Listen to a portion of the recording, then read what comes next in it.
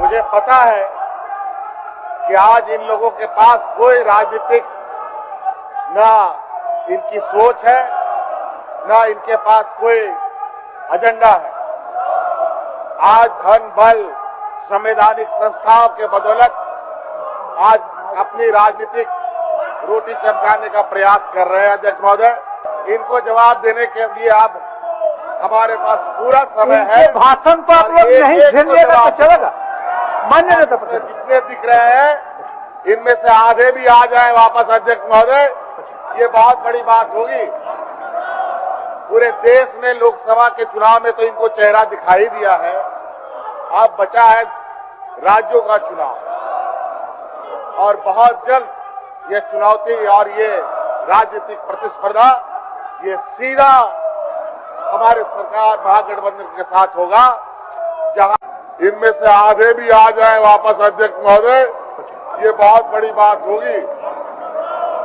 पूरे देश में लोकसभा के चुनाव में तो इनको चेहरा दिखाई दिया है, अब बचा है राज्यों का चुनाव और बहुत जल्द ये चुनौती और ये राजनीतिक प्रतिस्पर्धा ये सीधा हमारे सरकार महागठबंधन के साथ होगा, जहां एक एक करके इनके जो सोच है, इनके जो षड्यंत्र है, इस षड्यंत्र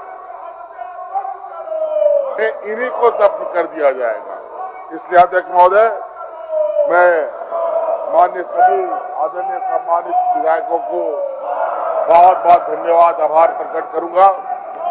आदरणीय चंपई सोरेन जी का धन्यवाद प्रकट करूंगा कि विगत 5 महीनों में उन्होंने बिल्कुल निर्भीक निडर होकर